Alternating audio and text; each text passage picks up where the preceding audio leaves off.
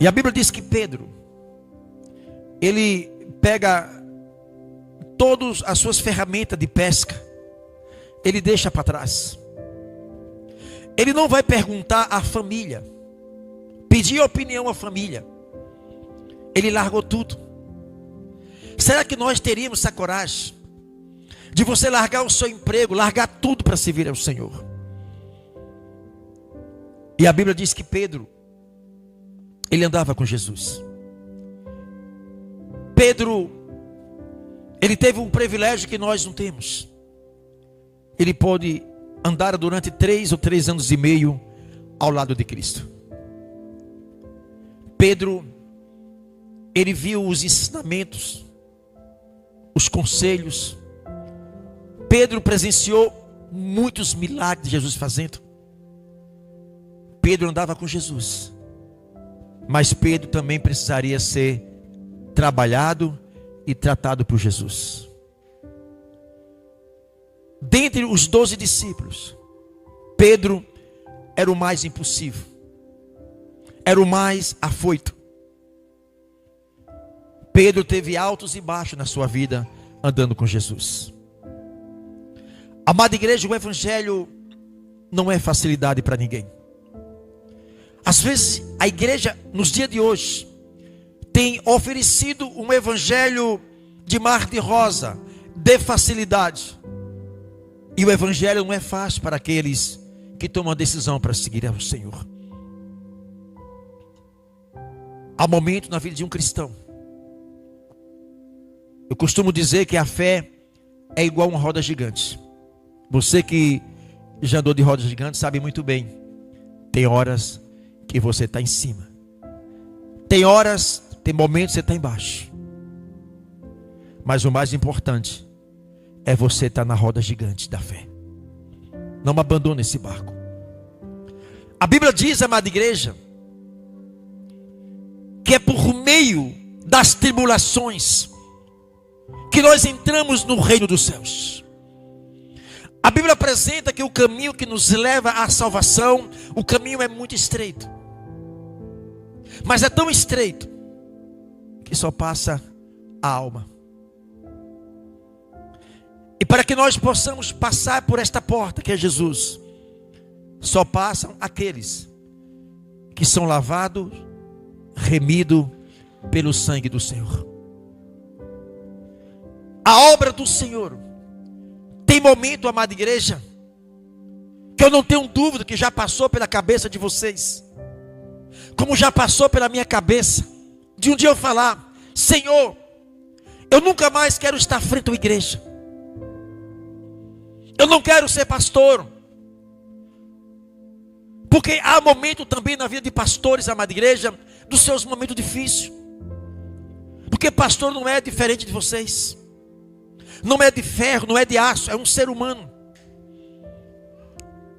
dotado das suas limitações. E nós temos o exemplo de Pedro. Jesus conhecia muito bem o coração de Pedro. E Jesus reuniu os discípulos e disse: olha, quando ferir o pastor, as suas ovelhas se dispersarão. Vocês vão se escandalizar comigo. Aí Pedro, que era o mais afoito, Pedro bate no pé e diz: Senhor, eu, Pedro? Não. Eu estou disposto a dar a minha vida pelo Senhor. O que nós aprendemos, amada igreja, quando Pedro fala isso, é sua alta confiança. Às vezes nós confiamos nas nossas forças, na nossa capacidade intelectual.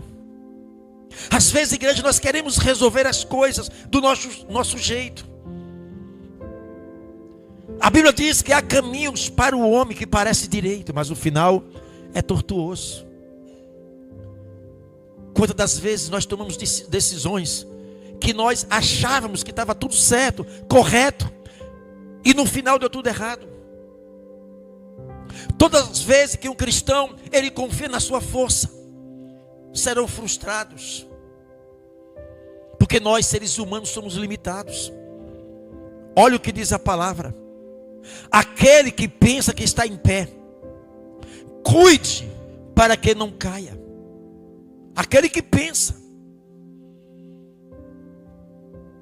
Quando um cristão, ele se acha, ou talvez entre uma concepção dentro dele, não, mas eu sou formado em teologia, eu tenho muitos anos de igreja, eu sou um pastor, eu sou um líder de uma grande igreja.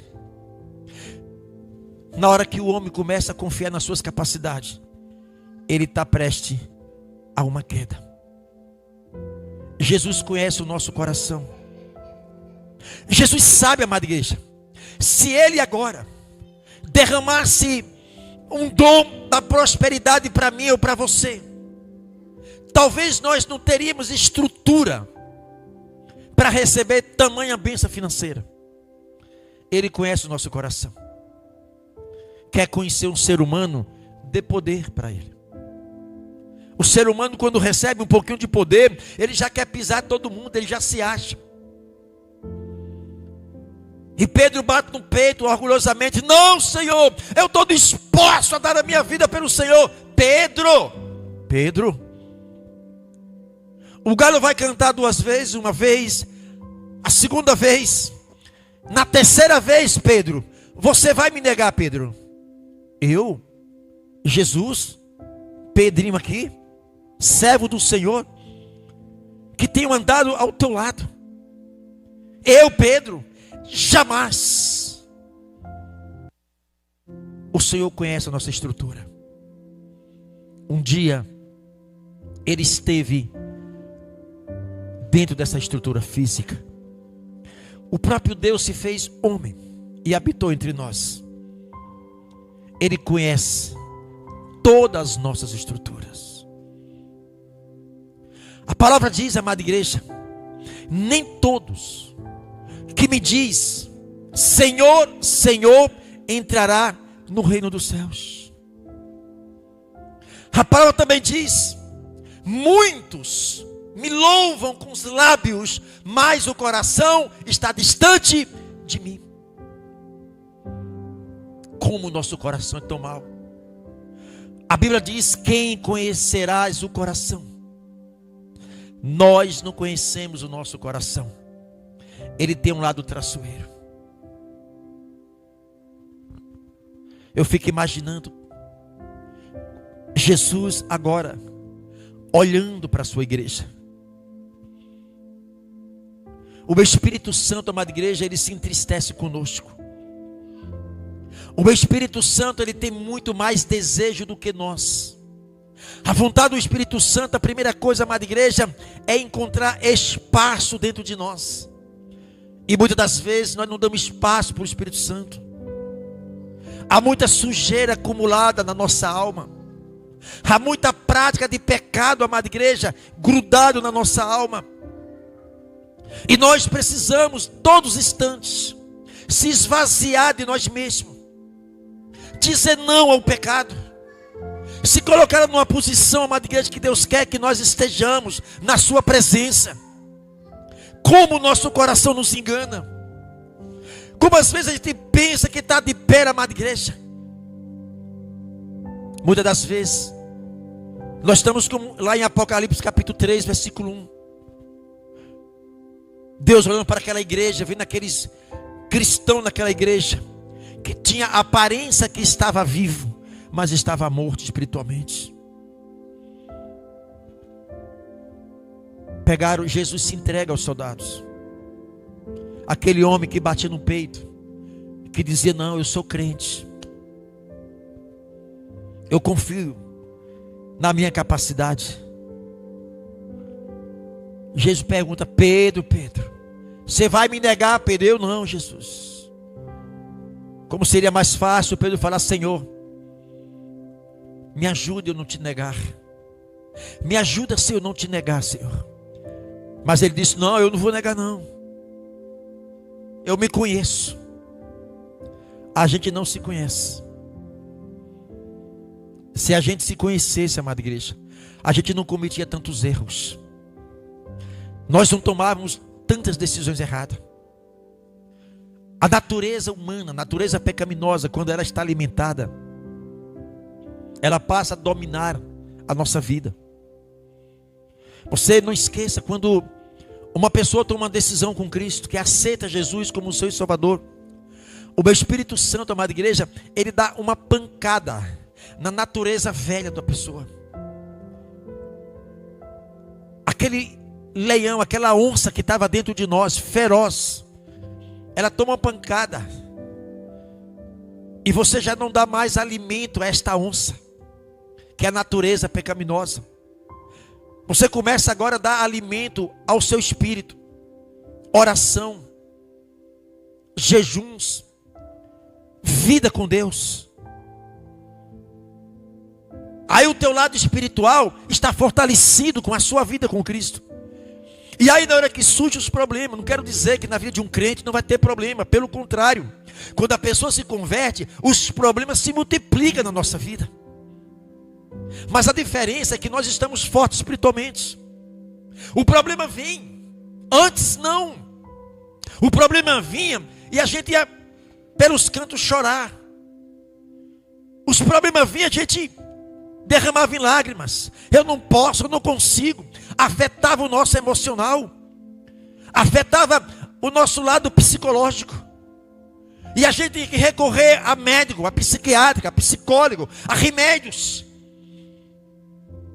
Mas quando nós estamos com a nossa vida espiritual alimentada, alinhada com Deus, sabemos que tem problema, porque a Bíblia diz: no mundo tereis o quê?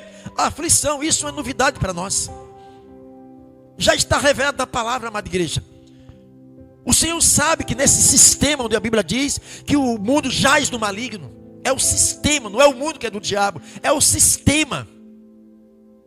É cruel, é sangrento, não perdoa.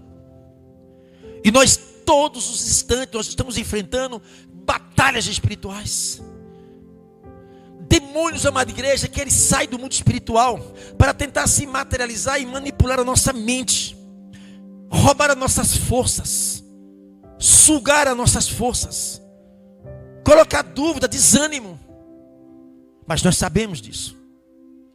E quando nós estamos alimentados espiritualmente, na hora que surgem os problemas, a gente se curva diante dos pés da cruz e: Senhor,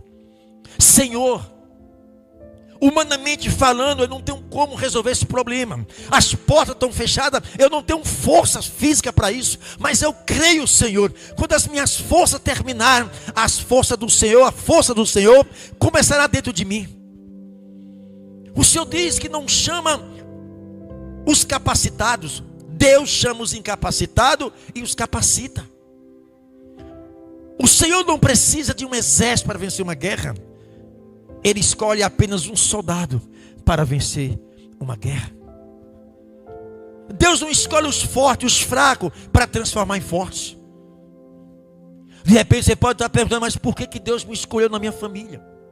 Humanamente falando, talvez você seria a pessoa mais incapaz, mas foi você que Deus escolheu. Foi você que Deus escolheu. Amada igreja, quantas vezes nós estamos como Pedro? O apóstolo Pedro, quando os soldados vieram pegar Jesus, que na verdade eles não pegaram Jesus, Jesus se entregou aos soldados. E Pedro, ele faz uso da sua espada. E ele desembainha a sua espada. E ele vai para cortar a cabeça daquele soldado chamado Malco. Ele teve sorte, que não foi a cabeça que voou, foi a orelha. E Jesus falou assim: Pedro, guarda a tua espada, Pedro. Pedro andava com Jesus, mas andava armado. E Jesus sabia muito bem. E por que Jesus, logo no início, disse: Pedro, larga essa arma? Jesus conhecia o coração de Pedro. Jesus sabia que lá na frente Pedro iria se converter. Às vezes é assim, igreja. Há muitas pessoas que estão dentro da igreja, mas não passaram por um processo de um novo nascimento. Estão dentro da igreja, mas não largaram a prática do pecado. Ainda não entenderam a mensagem do Evangelho. E há muitos que estão correndo sérios riscos dentro de uma igreja, porém perdidos. Pedro andava com Jesus, mas andava armado. Na hora que o soldado vem, Pedro vai lá e dá-lhe na cabeça. Que sorte teve aquele soldado, que só decepou a orelha. Mas Jesus foi lá e colocou a orelha no lugar. Jesus é Senhor. Jesus tem domínio todo sobre as coisas. Quando a Bíblia diz lá em João capítulo 17, versículo 4, que Jesus, ele veio finalizar a obra do Pai, é porque a obra já começou lá no espiritual. Jesus já tinha o domínio do mundo espiritual. Por isso que ele tinha o domínio do mundo físico. Por isso que para Jesus arrancar um câncer, para Jesus fazer um paralítico andar, é a coisa mais fácil que tinha. Por quê? Porque ele já tinha o domínio no mundo espiritual. E a maior dificuldade que nós temos é ter esse domínio no mundo espiritual. Desconhecemos o mundo espiritual.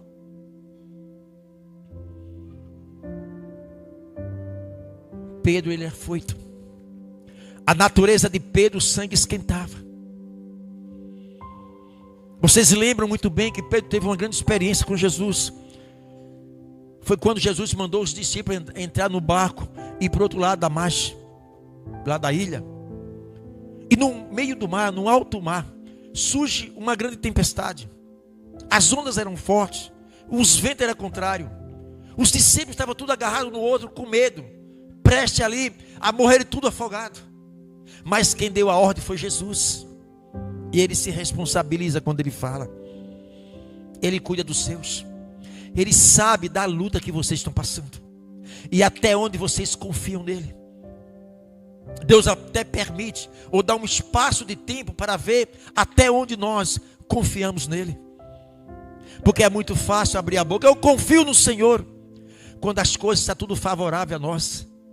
Mas quando as coisas, que os ventos estiver contrário. A palavra diz que Pedro e os discípulos estavam no barco. O barco ao ponto de se partir. E quem chega ali? Jesus. Jesus não pegou outro barco para ir até eles. Jesus foi andando sobre as águas. Aqueles discípulos com medo quando viram Jesus. O medo foi de tamanho, amada igreja, que quando eles olham para Jesus, ele não vê Jesus, ele vê um fantasma. O medo é terrível. O medo muitas das vezes tem anulado a nossa fé. E é a nossa fé quem provoca o milagre. E aqueles discípulos com medo, no meio da tempestade, Jesus ouve um grito no meio daqueles 12 que estavam um agarrados no outro com medo. É um fantasma! Jesus, não, sou eu, Jesus. E Pedro, no meio dos 12, mais uma vez Pedro afoito. Aí Pedro disse, não, se tu és o Cristo, faz com que eu ande sobre as águas, aí eu saberei que tu és o Cristo. Olha que Pedro estava andando com Jesus. Nem a voz do Senhor ele estava conhecendo. O medo era tamanho.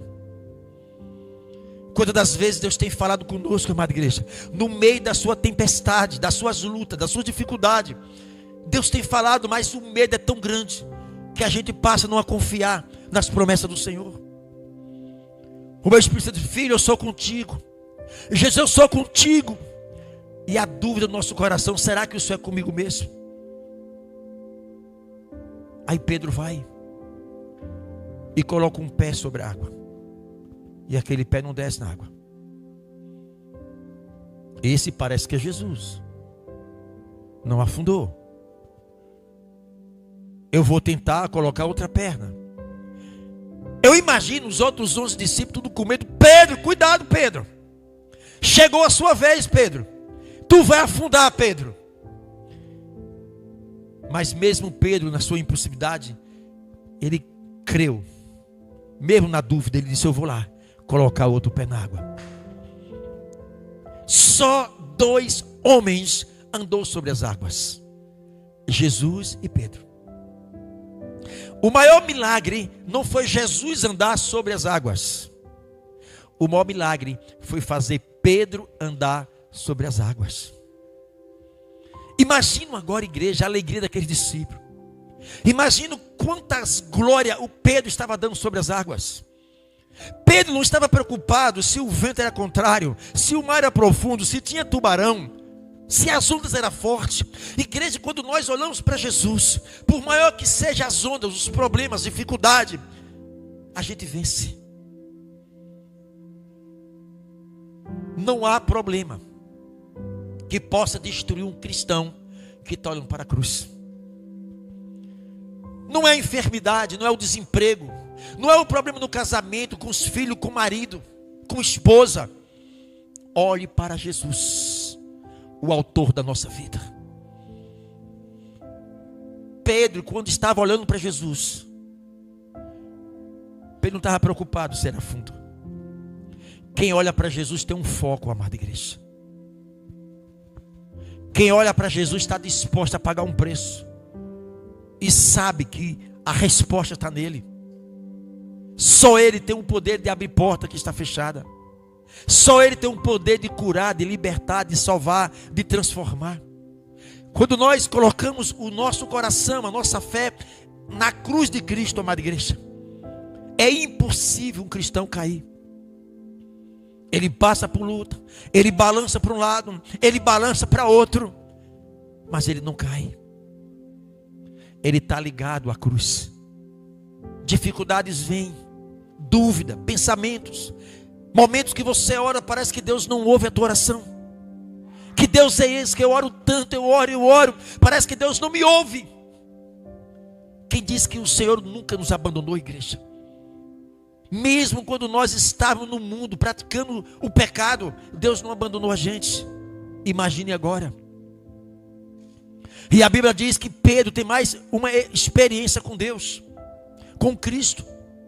Pedro está pulando, dando glória ao Senhor. Pedro está olhando para Jesus. O erro de Pedro agora foi tirar a visão de Jesus. Igreja, não tire a visão da cruz. Não tire o seu foco. Não deixe os problemas tirar o seu foco da cruz. Mas pastor, só sabe eu e Deus o que eu estou passando. Quando Pedro, ele tira o olhar de Jesus, ele perde o foco. Ele olha para as águas. E quando ele olha para as águas, ele olhou para os problemas. E quem tira a visão de Cristo afunda. Pedro agora está com medo. Pedro agora sente o vento bater forte nele. Pedro sente agora o vento desequilibrando ele para andar sobre as águas. Pedro agora está afundando. A água está no joelho, está na cintura. Pedro deixa de olhar para Jesus. Pedro está olhando com medo dos peixes, com medo da zona, com medo de morrer. Pedro tira a visão de Jesus. Quando a água estava submergindo ele, ele diz: Jesus, salva-me, Jesus. As mãos do Senhor pegam na mão de Pedro. Ele disse: Pedro, tenha de bom ânimo, tenha fé, Pedro, estou contigo. Há momentos em nossa vida, igreja, que nós não devemos buscar ao Senhor por aquilo que Ele tem para nos dar, mas busca ao Senhor por aquilo que Ele representa para você. Há muitas pessoas que vêm à igreja, que vêm até Jesus, não para buscar Jesus, mas para buscar aquilo que Jesus tem para te dar. E muitos até recebem pela misericórdia do Senhor. Está desempregado? Deus abre porta de emprego. Está com uma doença incurável que os médicos não descobrem, talvez condenado à morte, Jesus cura. Talvez aquele momento que a pessoa vem, chega até Jesus, pensando em tirar sua própria vida, Deus dá vida para aquela pessoa, dá ânimo, alegria de viver. E quando recebe essas bênçãos de Deus, aí faz isso: tchau, Jesus, eu já recebi o que eu queria. E muitos estão fazendo assim. Há muitos que estão como aqueles 10 leprosos. 10 leprosos foram até Jesus. E só um foi curado. Ou só um voltou para agradecer a Deus. E quando aquele leproso, ele volta para agradecer ao Senhor pela cura da lepra, condenado à morte, Jesus pergunta para aquele homem e diz assim: cadê os outros? Eu não sei, Senhor. Eu sei de mim, que eu voltei para te agradecer. Os 9 foram ingratos. A Bíblia não fala o que aconteceu depois com 9. Mas eu não tenho dúvida que a lepra voltou para aqueles 9 e mataram. Não esqueça do Senhor. Busca o Senhor por aquilo que Ele representa na sua vida. Não deixe a dor chegar para buscar ao Senhor. Não deixe as coisas acontecerem para depois você buscar ao Senhor. Quantas pessoas que se faz necessário perder tudo que tem para buscar a Cristo. Era tão bom se buscasse ao Senhor antes que perdesse tudo. Quantos que perdem entes queridos, um pai, uma mãe, um filho, para buscar a Cristo? Cuidado, igreja. Aí Pedro bate no peito, autoconfiança. Pedro, antes que o galo cante, tu me negarás 3 vezes, Pedro. Não vou não, Senhor. Jesus se entrega, é levado ao sinédrio para ser interrogado. E a Bíblia fala, amada igreja, deixa eu mostrar para vocês aqui dentro da palavra do Senhor o que acontece agora com Pedro. No versículo 54 do livro de Marcos 14, 54. Vamos lá, 54, 14, 54. Marcos 14, 54. No mesmo capítulo ainda, só que no versículo 54, tá? Observe, aquele homem que estava seguindo Jesus de lado, que bateu no peito dizendo que estava disposto a dar a sua vida pelo Senhor, mas não abandonava o Senhor. Olha o versículo 54 que diz: e Pedro o seguiu de longe, até dentro do pátio do sumo sacerdote, e estava sentado com os servidores, aquentando-se ao lume. Jesus estava lá preso. Pedro agora está num pátio, no meio da multidão, escondido. Ele não estava mais seguindo Jesus de perto. Por que ele não foi e se entregou também? Ele não disse que dava a sua vida para Jesus? Você pegou Jesus, vai me pegar também. Vai matar o Senhor, vai me matar também. Olha, Júlio, na hora do vamos ver, ele abandonou. 55.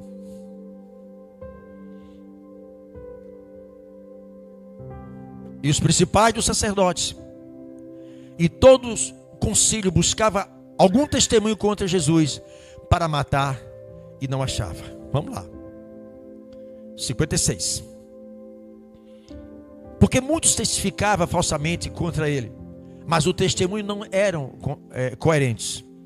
Estavam fazendo tudo lá dentro para tentar incriminar Jesus, mas não encontrava. Eles queriam pegar Jesus em uma falha, em um erro.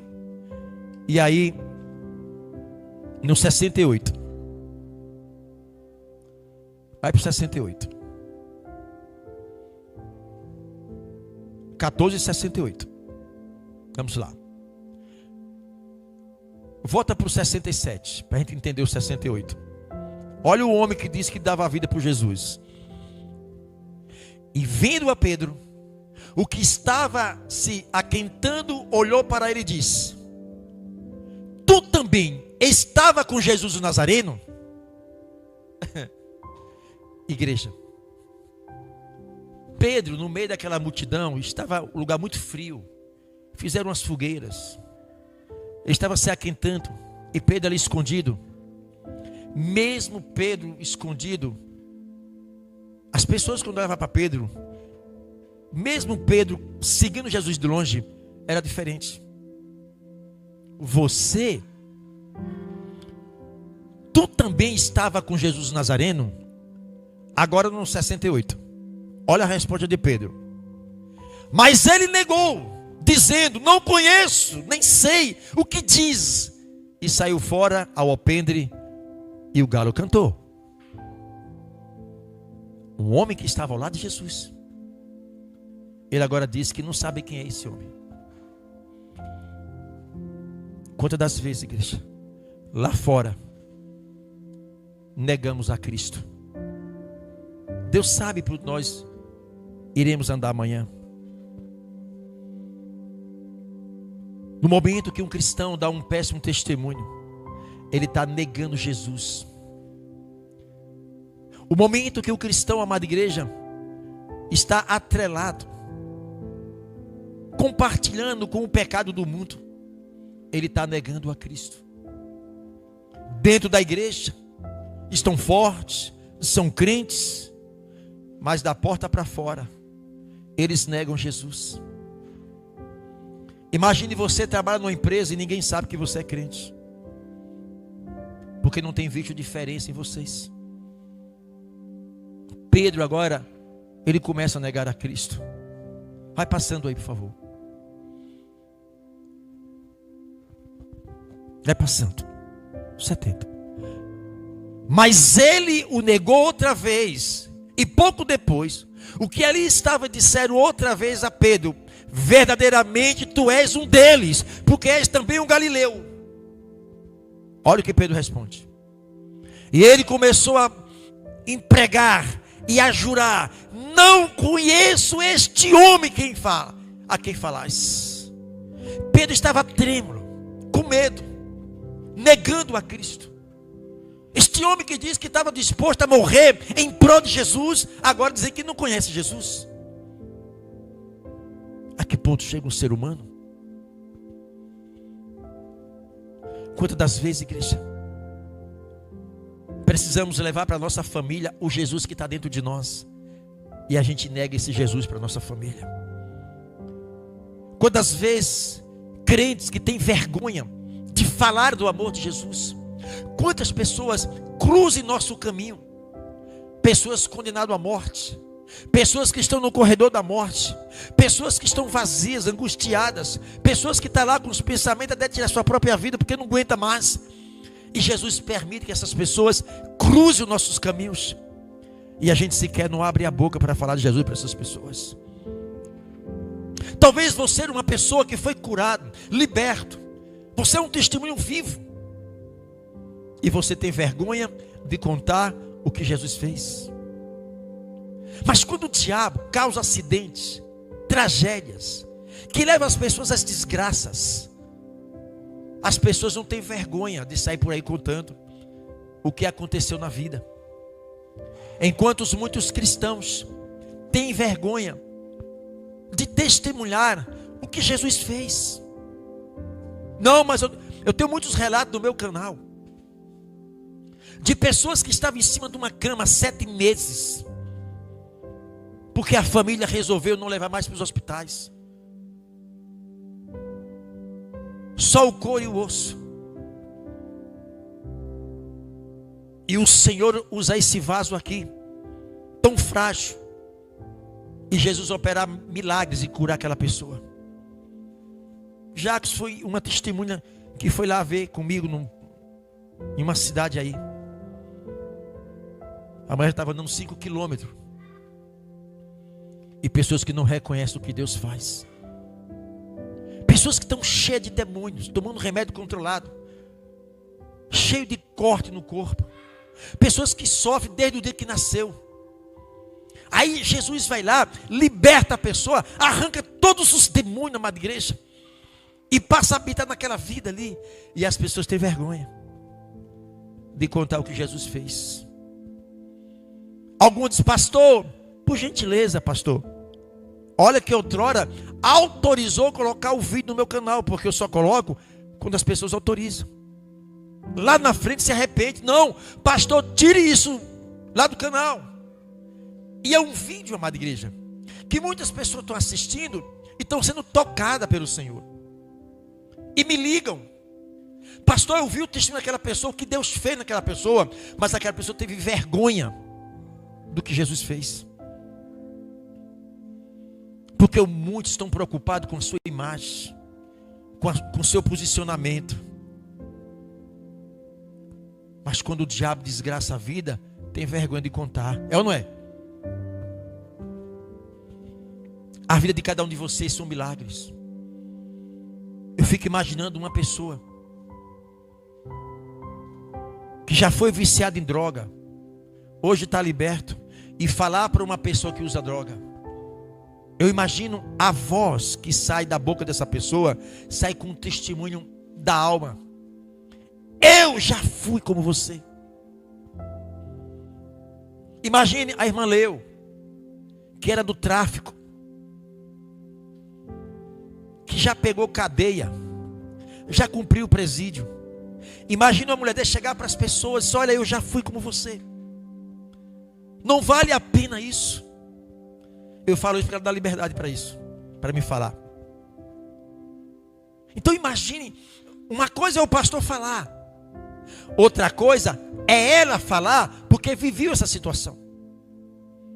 Então ela tem moral diante de Deus para abrir a boca e dizer: olha, um dia eu já fui como você, um dia eu já trafiquei, um dia eu sobrevivi através de dinheiro do crime. Eu sei o que é isso. O dinheiro vem fácil, mas vai fácil.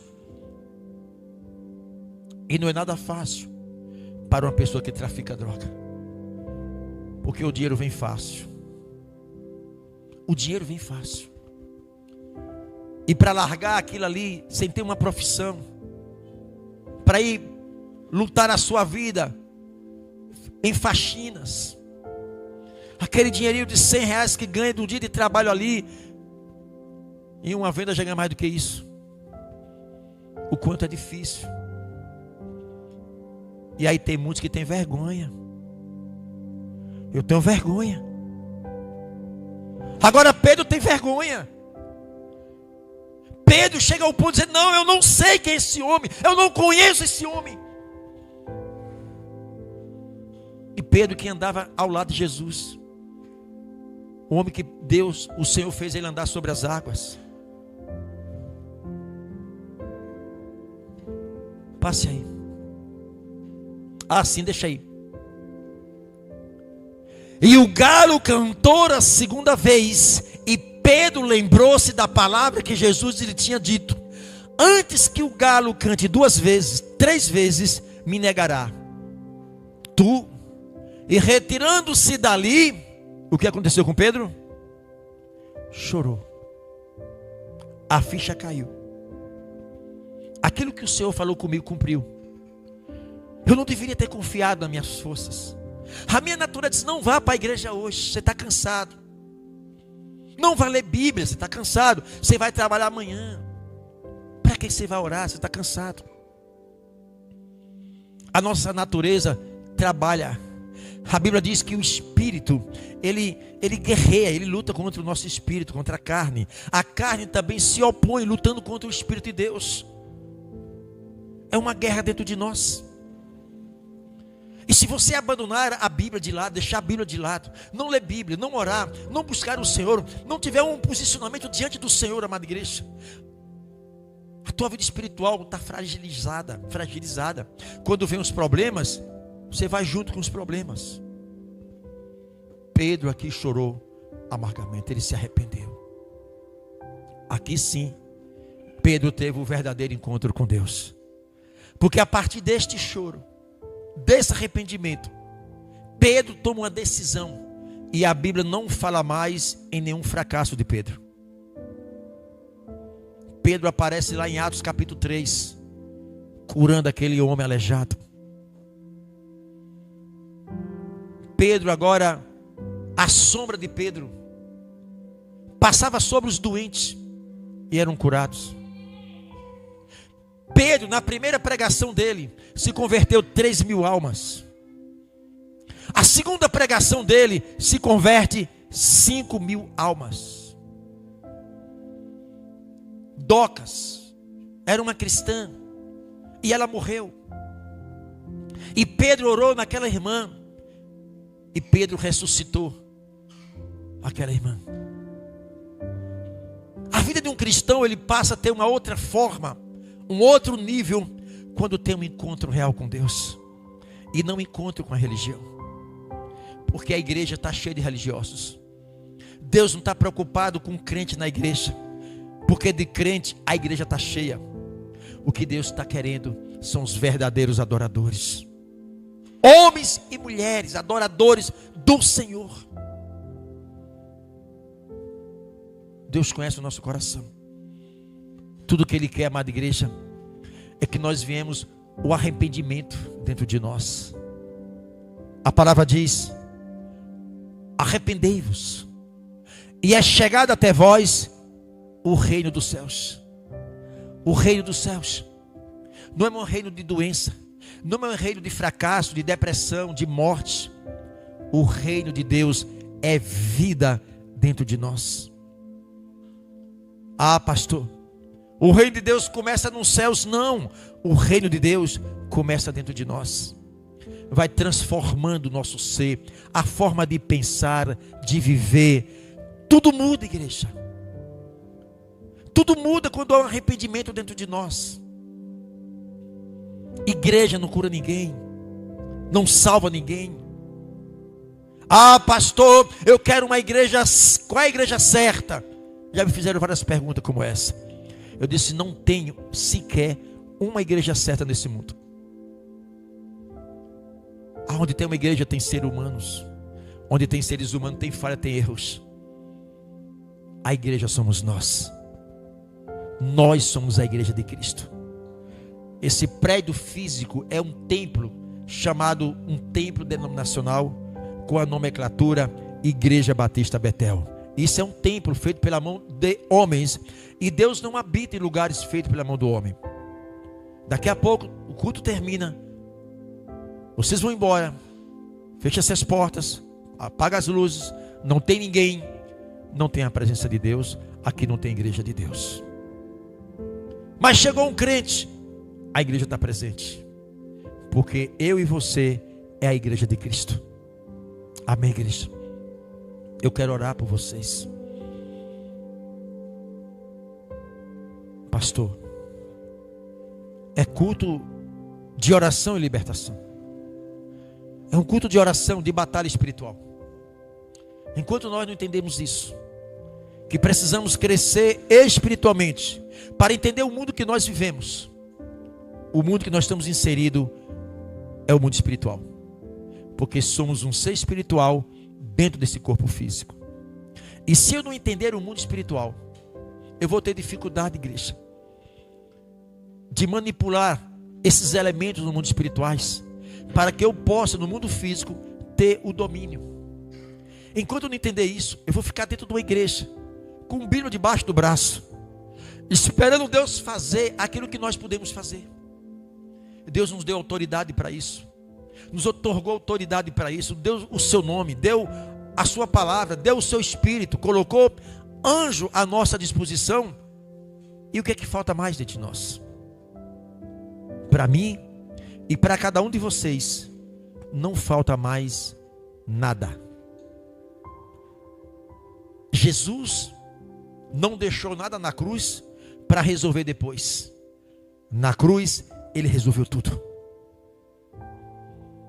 Nós temos a dificuldade de entender e compreender isso. Que foi na cruz onde os nossos pecados foram perdoados. Foi na cruz onde as nossas enfermidades foram cravadas. E por que eu estou, pastor? E por que eu estou, pastor? Porque a nossa fé ainda não cresceu o suficiente para entender que nós nunca devemos aceitar. Não quer dizer que nós não iríamos ficar doentes. Vamos morrer um dia. Ninguém sabe de quê. Mas ainda que tenha a enfermidade, aquela enfermidade é para a morte, a gente vai morrer como um guerreiro e dizer: na cruz o meu Cristo levou. Você pode matar o meu corpo, mas você não mata a minha alma. Doença, você pode matar o meu corpo, mas o meu espírito, você não pode desligar ele de Deus. Esta é a fé da igreja do Senhor.